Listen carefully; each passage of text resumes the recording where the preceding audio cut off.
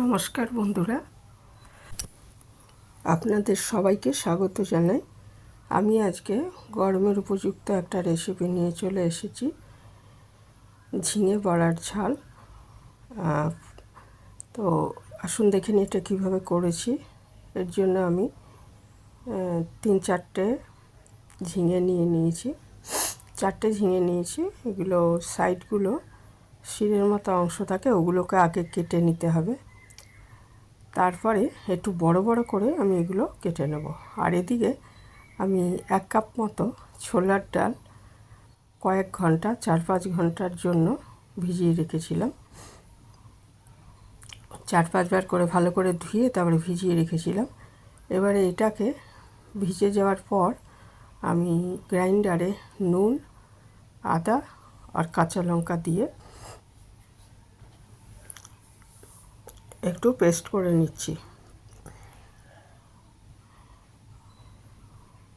নুন দিয়েছি 1/2 চামচ, 3-4টে কাঁচা লঙ্কা আর ওই একটু আদা দিতে হবে।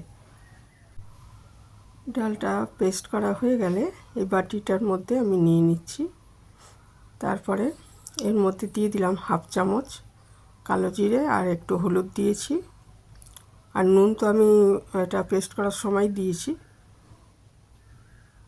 দিয়ে এটাকে একটু ফেটানোর মতো করে ভালো করে এটাকে একটু ফেটানোর মতো করে নিলে বড়াগুলো ভালো হবে আর কি। এগুলোর থেকে বড়া তৈরি করব। ছোলার ডালের বদলে আপনারা যে কোনো ডাল নিতে পারেন, মটর ডাল, মসুর ডাল, এরকম যে কোনো ডাল নিতে পারেন।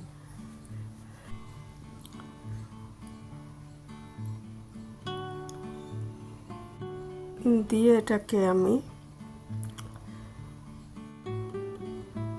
রেখে দিচ্ছি, এটা বড়া তৈরি করব। আর ওদিকে ঝিঙেগুলো একটু বড় বড় করে, কারণ ঝিঙে থেকে জল ভর্তি, তো এটা রান্না করার সময় অনেক সময় এটা ছোটো করলে গলে যেতে পারে বেশি, ওই জন্য একটু বড় করে কেটে নিয়েছি। আর একটু গরম জলে আমি পোস্ত ভিজিয়ে রেখেছি। আর পোস্তর মধ্যে কাঁচা লঙ্কা দিয়ে রেখেছি। পোস্ত গরম জলে ভিজিয়ে রাখলে বাটতে সুবিধা হয়। এবার একটা কড়াইতে তেল দিলে তেলটা ভালো করে গরম হয়ে গেলে আমি এর মধ্যে ছোট ছোট করে বড়াগুলো দিয়ে, বড়ার শেপ দিয়ে ডাল বাটাটা এটা ভেজে নিচ্ছি। 2 পিঠ ভালো করে ভেজে নেব।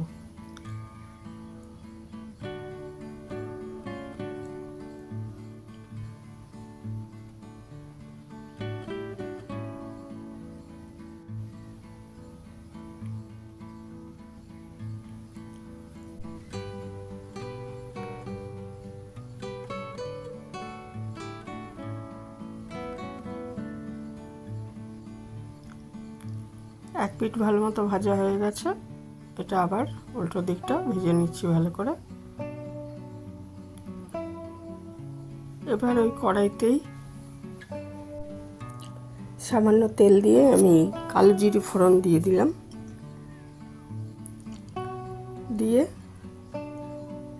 এর মধ্যে আমি একটা আলু ছোট ছোট করে কেটে ধুয়ে রেখেছিলাম, সেটা ভেজে নিচ্ছি। দিয়ে দিচ্ছি পরিমাণ মতো নুন।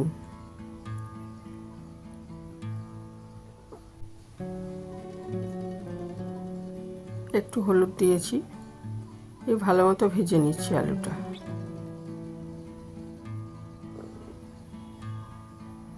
আলুটা ভালো মতো ভাজা হয়ে গেলে এর মধ্যে আমি ঝিঙের টুকরোগুলো দিয়ে একটু সাঁতলে নেব বা একটু ভেজে নেব।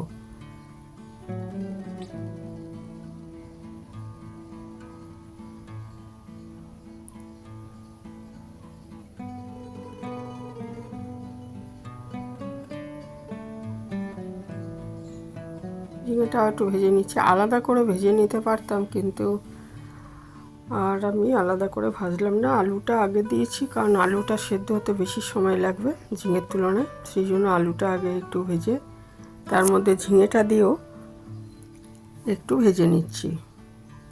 আর ওইদিকে আমি পোস্তটা ভালো করে বেটে রেখেছি শিলে।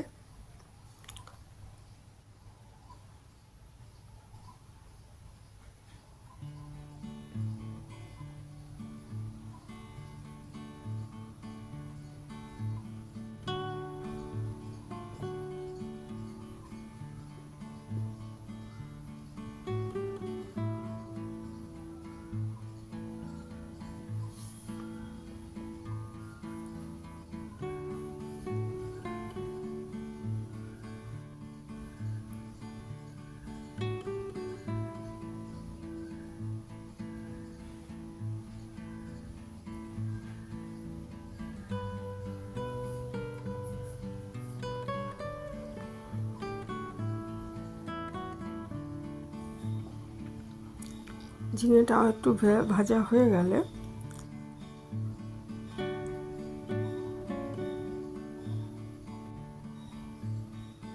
এর মধ্যে আমি ওই পোস্ত বাটাটা, যেটা আমি শিলে বেটে রেখেছিলাম, ইচ্ছে করলে গ্রাইন্ডারেও পেস্ট করে নেওয়া যায় সেটা, আর পোস্তর মধ্যে আমি 3টে কাঁচা লঙ্কা দিয়ে নিয়েছিলাম।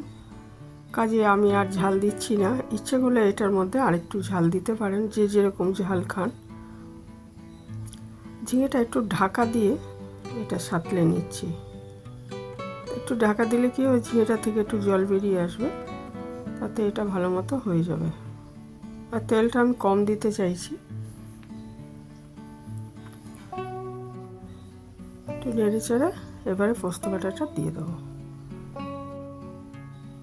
পোস্ত বাটাটা দিয়ে একটু নাড়াচাড়া করে, পোস্তটা বেশি ভাজার দরকার নেই, পোস্ত বেশি ভাজলে স্বাদ আবার অন্যরকম হয়ে যায়।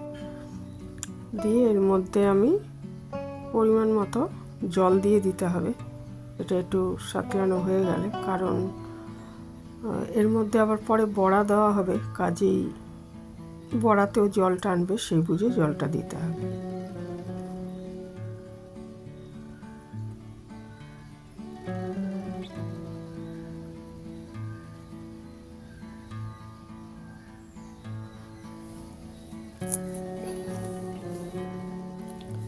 ভালো করে পোস্তটা দিয়ে কষানোর মতো করে নিচ্ছি।